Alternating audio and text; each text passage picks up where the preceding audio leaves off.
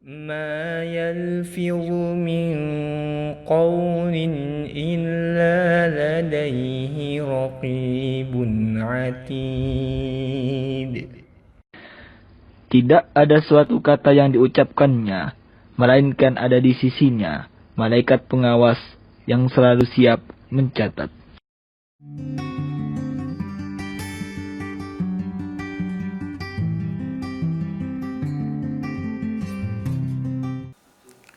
Bismillahirrahmanirrahim. Assalamualaikum warahmatullahi wabarakatuh. Alhamdulillah wassalatu wassalamu ala Rasulillah amma ba'd. Kaum muslimin wal muslimat rahimakumullah. Alhamdulillah bersua kembali kita di dalam kajian serial Membangun Keluarga Taqwa di bulan Ramadan. Hari ini insyaallah kita akan membincang tentang tips merawat keharmonisan suami istri dan keluarga selama bulan suci Ramadan dan berlanjut di bulan-bulan berikutnya. Ma'asyiral muslimin wal muslimat rahimakumullah. Allah Subhanahu wa taala secara terbuka mengungkapkan dalam ayat ke-187 surah Al-Baqarah yang merupakan rangkaian daripada ayat-ayat tentang puasa Ramadan. Allah menyatakan bahwa laki-laki itu adalah perempuan, laki-laki dan perempuan itu adalah pakaian bagi sesama. Hunna libasul lakum wa antum libasul lahun. Dia perempuan, istri-istri kalian adalah pakaian untuk kalian dan kalian adalah pakaian untuk mereka. Nah, dari ayat ini kita bisa menangkap pesan dari Allah Subhanahu wa taala bahwa wahai kaum muslimin, jangan kalian abaikan keharmonisan rumah tangga, bahkan di bulan ini adalah bulan untuk meningkatkan kualitas keharmonisan rumah tangga kalian. Nah, kalau kita melihat fungsi daripada pakaian, ya, dalam Al-Quran disebutkan dua. Yang pertama adalah yuwari sawatikum, yang kedua adalah risha. Ya bani Adam, qad anzalna alaikum libasa yuwari sawatikum wa risha. Wahai anak keturunan Adam, kami turunkan kepada kalian libas, pakaian, yang tujuannya adalah yuwari sawatikum, menutup aurat kalian, warisha, dan sebagai perhiasan buat kalian. Jadi ada dua fungsi pakaian. Yang pertama untuk menutup, ya, untuk menutup aurat. Yang kedua adalah untuk berhias. Jadi kalau kita melihat dari ayat ini, maka suami istri itu kalau dianggap pakaian, yang pertama adalah untuk menutup masing-masing kekurangan yang dimiliki oleh suami dan istri. Karena setiap kita pasti punya kekurangan. Suami punya kelebihan, ada kekurangannya. Istri punya kelebihan, ada kekurangannya. Ketika disatukan, tujuan utamanya adalah untuk saling menutupi kekurangan sehingga lebih sempurna. Kemudian yang kedua, rish, itu adalah perhiasan. Bukan sekedar menutup aurat atau kekurangan, tapi dengan suami istri itu akan terjadilah keindahan dalam menjalani kehidupan, sehingga istri semakin bagus, soleha, suami semakin bagus, semakin soleh. Nah, inilah yang dipesankan oleh Allah Subhanahu wa taala dalam surah Al-Baqarah ayat 187 tersebut. Ma'asyiral muslimin wal muslimat rahimakumullah. Secara umum kita sudah sangat paham bahwa tujuan berumah tangga itu adalah tiga. Dalam surah Ar-Rum ayat 21, Allah Subhanahu wa taala berfirman, "Wa min ayatihi an khalaqa lakum min anfusikum azwaja litaskunu ilaiha wa ja'ala bainakum mawaddatan wa rahmah. Inna fi dzalika laayatil liqaumin yatafakkarun." Dan di antara tanda-tanda kebesaran Allah Subhanahu wa taala adalah Dia menciptakan untuk kalian pasangan hidup kalian, yaitu istri-istri kalian, Untuk apa? Litaskunu ilaiha, supaya terjadi sakinah, tenang kalian kepadanya. Wa ja'ala bainakum mawaddatan wa rahmah, dan akan terjadi di situ dengan perkawinan dan pernikahan itu akan terjadi mawaddah, rasa cinta dan rasa kasih dengan sesama. Jadi 3 tujuan utama daripada pernikahan adalah sakinah, mawaddah dan rahmah. Ma'asyiral muslimin wal muslimat rahimakumullah, ketika di awal-awal pernikahan yang tentunya tidak akan terjadi kecuali atas dasar sudah saling ridho, saling siap untuk membangun rumah tangga di antara kedua belah pihak, maka biasanya awal-awalnya indah. Tetapi merawat jauh lebih sulit dibandingkan kita membangunnya. Oleh sebab itu, kita perlu untuk memiliki tips-tips tertentu agar keutuhan rumah tangga, keindahan hidup berumah tangga itu bertahan sampai akhir hayat. Ma'asyiral muslimin wal muslimat rahimakumullah. Sakinah sebagai salah satu di antara tujuan rumah tangga itu diterjemahkan sebagai nurun fil qalbi yaskun ila syahidihi wa yatma'in fahiya rohatun lil qalbi. Jadi sakinah itu cahaya di hati yang membuat nyaman dan tenang orang yang menyaksikannya. Jadi sakinah itu sebenarnya dia adalah cahaya di hati. Tetapi cahaya hati itu akan tampak keluar dan membuat orang menjadi tenang melihat wajahnya, penampilannya. Itu kelihatan hati yang tenang dengan cahaya dan dipenuhi cahaya itu biasanya tampak pada wajahnya. Jadi sakinah adalah kenyamanan hati yang tumbuh dari sifat hikmah dan adil. Hadirin, hadirat, ma'asyiral muslimin wal muslimat rahimakumullah. Sedangkan mawaddah itu adalah rasa cinta. Mawaddah adalah rasa cinta. Ada yang mengatakan mawaddah itu adalah khalisul hub, inti daripada cinta. Ya, jadi cinta yang murni itu namanya mawaddah. Nah, ini dijadikan salah satu di antara tujuan utama dalam pernikahan ketika terjadi pertemuan dua insan dengan janji sudah berakad itu untuk mengambil dengan janji kepada Allah Subhanahu wa taala itu dari sang suami, maka akan terjadilah mawaddah. Ini kalau rumah tangga yang sukses akan terjadi rasa tumbuh rasa cinta yang luar biasa antara suami dan istri. Nah, di antara bentuk mawaddah itu adalah perlakuan yang terbaik bagi masing-masing pasangan. Jadi perlakuan yang terbaik dengan masing-masing pasangan itu digambarkan oleh Rasulullah Sallallahu Alaihi Wasallam dari hadis Aisyah, khairukum li ahli wa ana khairukum li ahli. Yang terbaik di antara kalian adalah yang paling baik dengan pasangannya, dan aku adalah orang yang paling baik dengan pasanganku.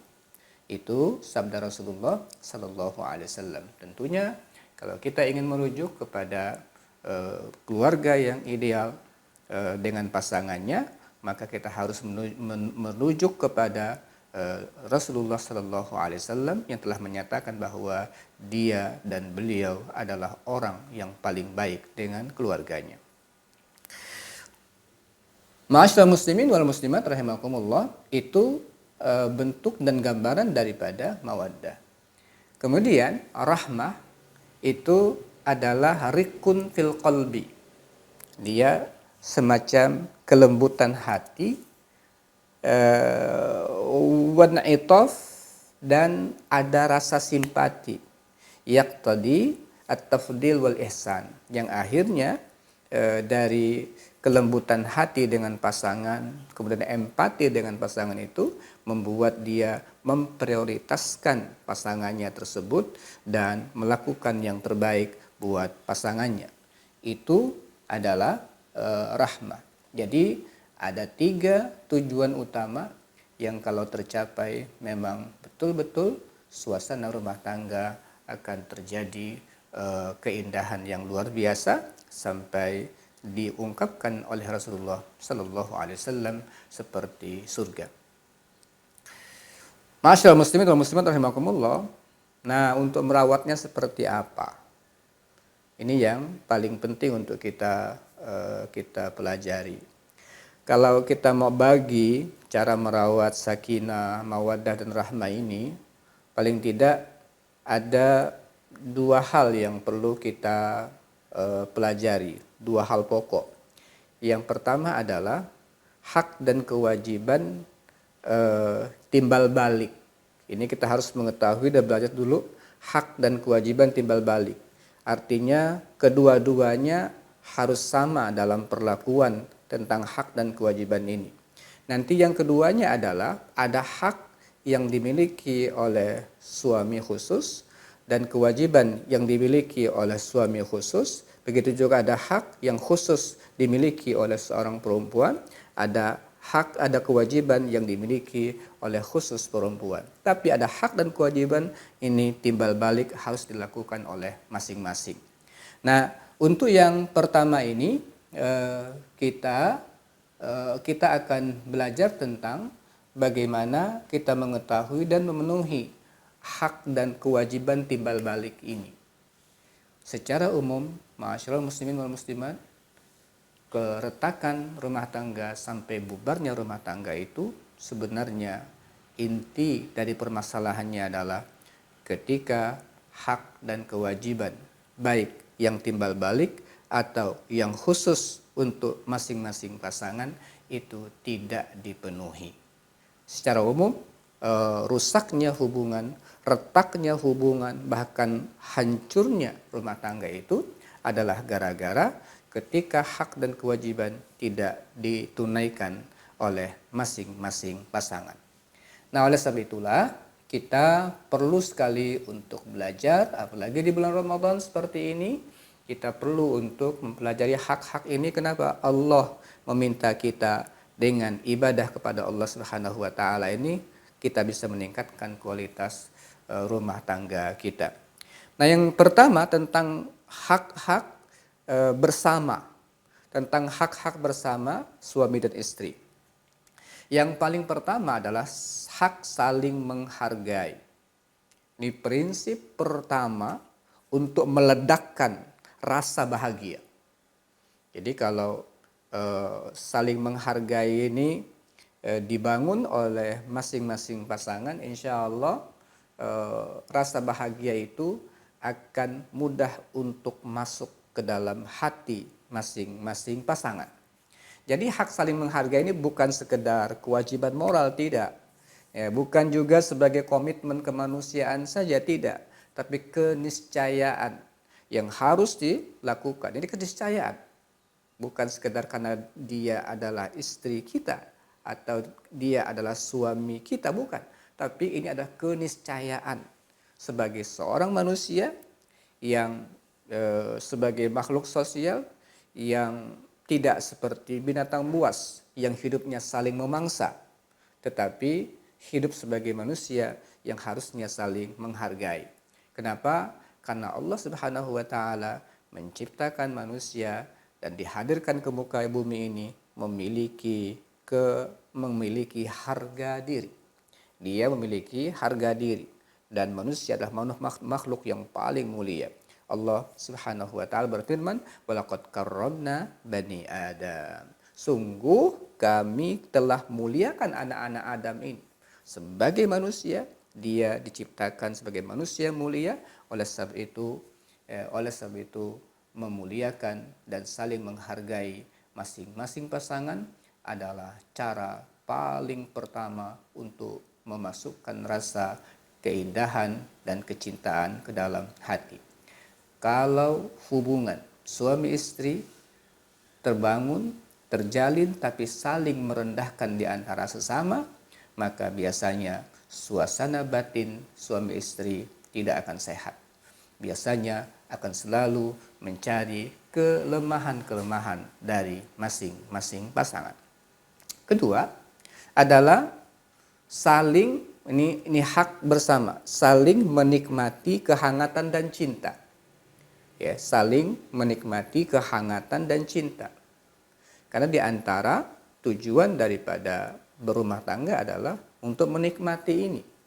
Kehangatan, hubungan suami istri, bermuamalah yang baik, kenyamanan seperti ini yang akan dirasakan sampai kebutuhan seksual. Itu di antara tujuan untuk memenuhi kebutuhan manusia yang memang dituntut oleh Allah Subhanahu wa taala atau diberikan oleh Allah sarana ini untuk melampiaskan hawa nafsunya secara halal, tapi bukan sekedar itu, tapi untuk melestarikan keturunan sehingga muka bumi ini makmur dengan wujudnya manusia yang lahir daripada rasa cinta bersama ini. Jadi ini ketika hak ini adalah hak bersama, maka kedua-duanya harus memperhatikan betul kapan kebutuhan ini harus kita wujudkan, harus kita lakukan dengan sesama, saling menghargai kebutuhan masing-masing. Itu adalah sangat penting di dalam urusan untuk memenuhi hak saling mencinta dan saling merasakan kehangatan cinta ini. Kemudian yang ketiga adalah saling menjaga cinta dengan ghirah. Saling menjaga cinta dengan ghirah, yaitu rasa memiliki dari istri dan suami, karena cemburu ini, ghirah ini, cemburu adalah bentuk daripada wujud daripada kasih sayang kita terhadap masing-masing pasangan, sehingga dia tidak rela kalau pasangannya itu melakukan hal-hal yang bertentangan dengan tujuan awal pernikahan. Bahwa tujuan awal pernikahan untuk mendapatkan sakinah, mawaddah dan rahmah dengan pasangannya, lalu hal itu diberikan kepada yang lain. Nah, ini sangat tidak boleh terjadi. Sehingga ghirah ini merupakan bagian penting daripada tanda cinta dari seorang suami kepada istri atau seorang istri kepada suami. Bahkan kalau ada suami yang melihat istrinya bermesraan, kemudian sepertinya hangat dengan orang lain, kemudian dia tidak merasakan ada ghirah dengan hal itu, oleh Rasulullah Sallallahu Alaihi Wasallam dia dinamakan dayus, ya, dia dinamakan dayus, orang yang tak punya perasaan untuk memiliki asal ghirah dan cinta, rasa cemburu dengan masing-masing pasangannya. Nah, ini tiga hal sebagai hak bersama yang perlu untuk masing-masing memenuhinya. Hak untuk saling menghargai, hak untuk saling mencinta, ya, hak untuk saling ghirah, rasa cemburu dengan sesama, supaya masing-masing tetap menjaga dirinya di dalam sesuai dengan aturan Allah Subhanahu wa taala. Kemudian ada kewajiban bersama. Ya, ada kewajiban bersama. Memang banyak kewajiban, tapi beberapa hal paling penting untuk kita jaga. Yang pertama adalah kewajiban untuk saling menjaga diri. Untuk saling menjaga diri. Ini adalah kewajiban masing-masing pasangan. Jangan sampai jangan sampai suami dia menuntut istrinya untuk menjaga diri, tidak boleh keluar rumah, atau sangat ketat di dalam memperhatikan atau mengontrol istri, tapi dia sendiri berbuat serong. Ini tidak masuk akal. Tapi ini kewajiban bersama, harus saling menjaga diri. Ya, ketika saling menjaga diri ini terjadi, maka insya Allah rasa saling percaya pun akan terbangun. Yang kedua adalah at-tasamuh atau toleransi, ya, saling toleransi. Maksud toleransi di sini adalah kalau kita melihat ada perbedaan-perbedaan pendapat, cara pandang, budaya tertentu, dalam masalah-masalah banyak hal. Ini antara suami dan istri harus dibicarakan dengan sebaik-baiknya. Kenapa? Dua makhluk ini bersatu sebenarnya dalam latar belakang yang sangat-sangat berbeda. Oleh karena itulah saling toleransi, umpamanya cara budayanya tertentu, makannya, selera makan, kemudian warna, kemudian cara mengatur rumah, atau apalagi banyak sekali hal ini kita harus bisa untuk menjaga toleransi di antara sesama dan saling kita tasamuh di antara sesama suami dan istri. Yang ketiga yaitu saling mengedepankan niat yang baik dan mengembangkannya. Jadi dari awal niat baik ini harus dikembangkan. Ketika kita menikah tujuannya untuk saling mengembangkan takwa, untuk menjaga agama. Nah, niat yang jujur kayak begini masing-masing pasangan harus dipenuhi terus dan dikembangkan secara terus-menerus. Kemudian yang keempat, kewajiban bersama adalah muasyarah bil ma'ruf. Muasyarah bil ma'ruf, bergaul dengan sebaik-baiknya dengan pasangan. Di antaranya adalah dengan menebar senyum dengan pasangan, tertawa, bergurau dan sebagainya. Hal-hal seperti ini sering dilakukan oleh Rasulullah Shallallahu Alaihi Wasallam dengan istrinya. Ma'asyiral muslimin wal muslimat rahimakumullah, yang kelima, kewajiban bersama adalah keyakinan bahwa kebahagiaan adalah hasil dari perjuangan bersama. Jangan sampai ada yang mengklaim bahwa kesuksesan rumah tangga itu gara-gara saya. Tidak.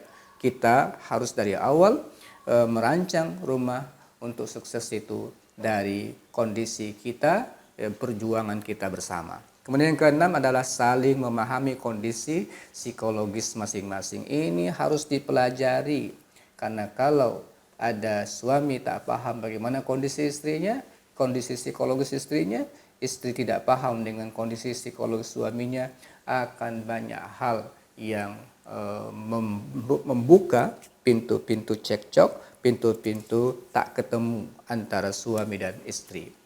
Dan yang ketujuh adalah ada kewajiban, yaitu untuk memberikan waktu. Ada waktu untuk santai, ngobrol santai dengan istri,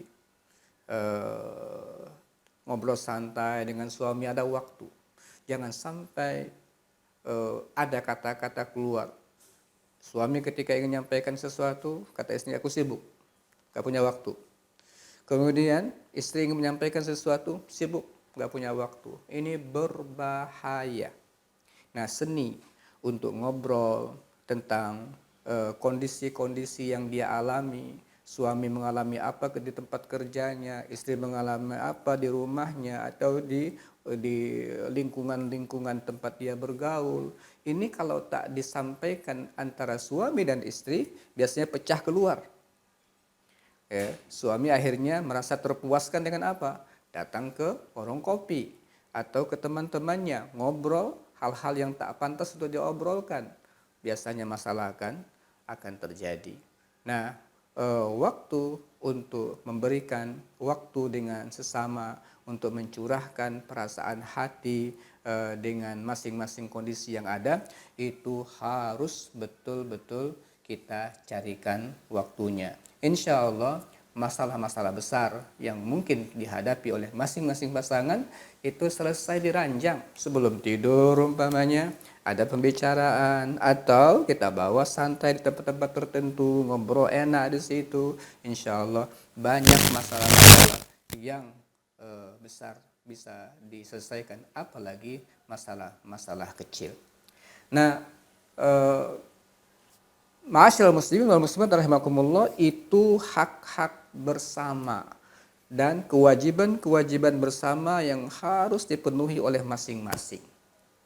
Ya. Nah, Ada lagi hak dan kewajiban khusus bagi suami, ada hak-hak dan kewajiban khusus bagi istri. Secara singkat, insya Allah kita akan sebutkan di sini. Yang paling pertama, hak suami. Yang pertama adalah hak untuk ditaati sepanjang bukan maksiat. Ini adalah hak dari suami.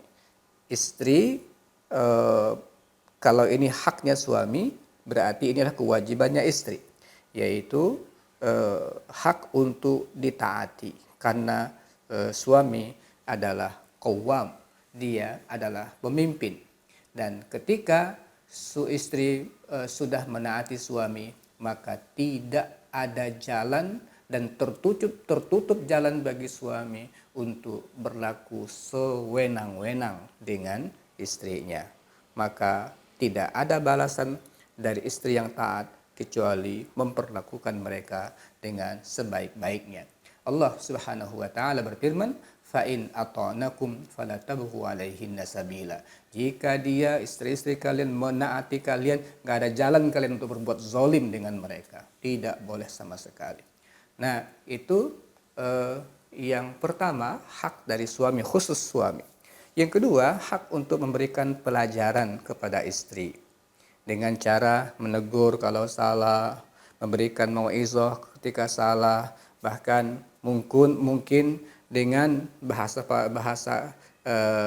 Al-Quran dengan wadribuhun, pukul dia.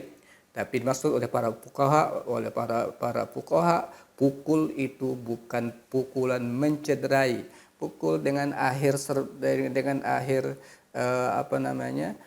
siwak gitu ya, atau dengan sapu tangan dipukulkan begitu, bukan untuk mencederai, tetapi untuk menunjukkan ketidaksetujuan dengan sikap atau perbuatan istri yang melanggar syariat atau melanggar hak-hak adat, melanggar perbuatan-perbuatan yang tidak pantas untuk dilakukan.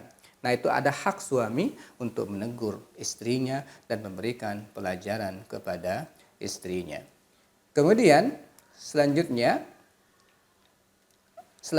adalah setelah memiliki hak seperti itu, ada bentuk lain yang juga mungkin dirasakan oleh suami atau juga istri ketika melihat istrinya itu melakukan hal-hal yang dianggap tidak ideal oleh suaminya, lalu muncul rasa tidak suka dengan istri. Rasa tidak suka itu sangat manusiawi, itu haknya untuk melakukan hal itu.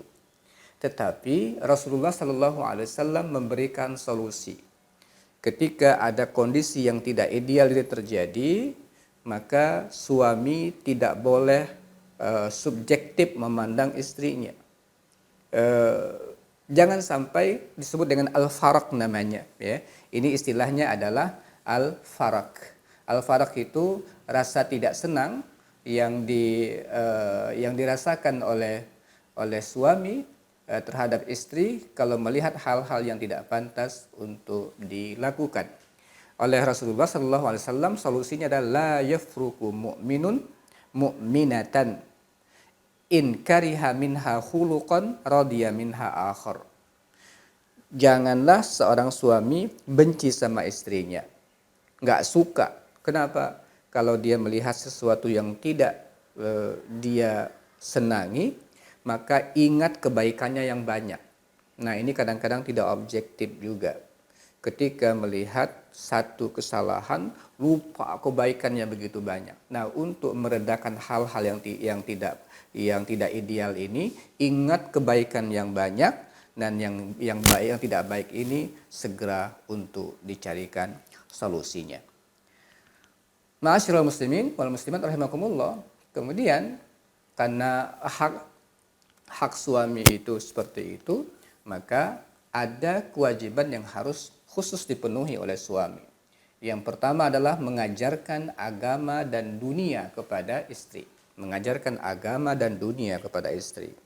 Oleh Allah Subhanahu wa taala diperintahkan, ya ayyuhallazina amanu qu anfusakum wa ahlikum nar. Wahai orang-orang yang beriman, jaga diri kalian, keluarga kalian. Ini tugas daripada suami untuk mengajarkan istrinya. Kalau memang punya keterbatasan seorang suami, maka jangan dihalang-halangi istri untuk mendapatkan pelajaran agama dari orang lain.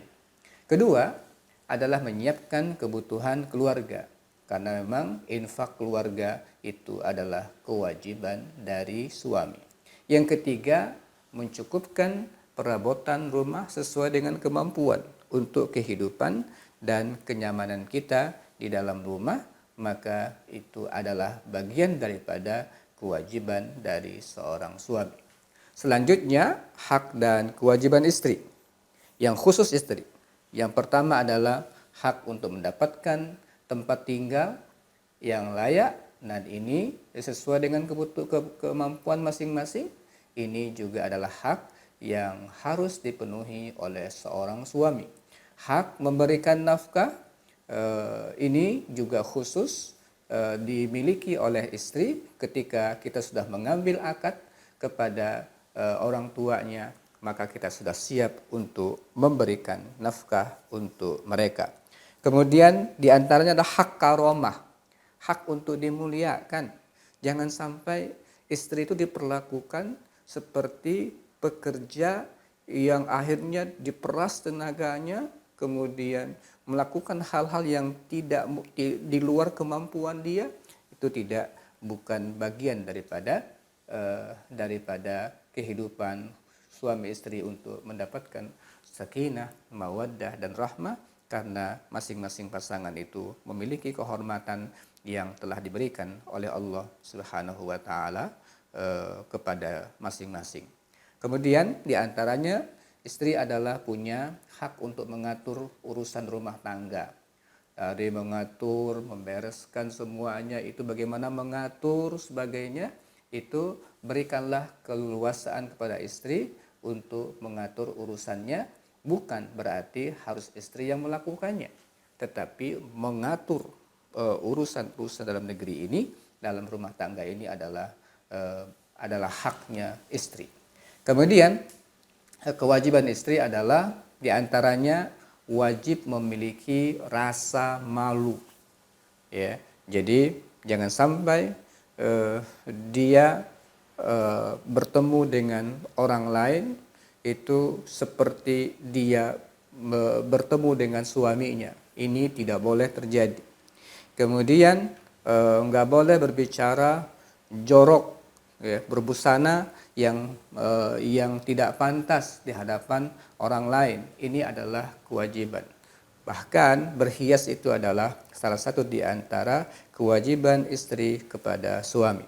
Kemudian menyiapkan hal-hal yang terkait dengan konsumsi dan sebagainya, yang mengatur itu semua adalah istri sebagai kewajiban dia untuk mengatur bagian rumah tangga. Ma'asyiral muslimin wal muslimat rahimakumullah, mudah-mudahan hal-hal seperti ini menjadi bagian cara kita untuk meningkatkan kualitas hidup berumah tangga, merawatnya sampai akhir hayat. Dan yang terakhir, pesan kepada istri, pesan kepada para istri, jangan memiliki sifat menguasai di rumah tangga. Suami secara umum tidak nyaman dengan kondisi ini. Tetapi pesan kami kepada suami, ambillah hak dan kewajiban yang telah Allah berikan kepada kalian, pada para suami, yaitu jadilah pemimpin. Jadilah pemimpin. Dan perempuan insya Allah ketika melihat kepemimpinan ini jalan kepada suami, secara prinsip mereka enak untuk taat dengan suaminya. Tapi sekali lagi, untuk istri jangan menguasai suami sehingga semua seolah-olah suami itu tunduk kepadanya. Ini kondisi seperti ini sangat tidak sehat di dalam keluarga. Nah, hal-hal seperti ini mudah-mudahan dapat terwujud, ya, sehingga sakinah, ketenangan hati ketika melihat istri, ketenangan batin ketika berkumpul dengan anak, qurratu ayun terjadi, kemudian mawaddah, rasa cinta dengan masing-masing pasangan selalu hidup di dalam keluarga, sehingga pengorbanan untuk masing-masing itu dilakukan tanpa pamrih. Semangat untuk berkorban kepada masing-masing sangat-sangat terasa dalam keluarga, sehingga wujud dari rasa cinta itu adalah bentuk pengorbanan untuk membahagiakan masing-masing pasangan. Kemudian muncul rahmat, rasa empati, rasa kasih sayang, rasa hati yang lembut, ya, dengan masing-masing pasangan. Mudah-mudahan kalau ini diwujudkan, ya, diwujudkan di rumah tangga, insya Allah keluarga takwa dunia ini akan berlanjut kepada keluarga takwa di akhirat. Mudah-mudahan bulan puasa seperti ini menjadi momentum bagi kita untuk mengevaluasi perjalanan keluarga kita masing-masing. Mudah-mudahan dengan evaluasi, kemudian kita tingkatkan kualitasnya, kita akan menjadi keluarga yang membangun rumah tangga takwa dunia, dan insya Allah berkumpul pula di akhirat. Kami cukupkan sampai di sini. Mudah-mudahan keluarga kita semuanya adalah keluarga takwa di dunia dan berkumpul kembali di akhirat. Aqulu qauli hadza wa astaghfirullah li wa lakum. Assalamualaikum warahmatullahi wabarakatuh.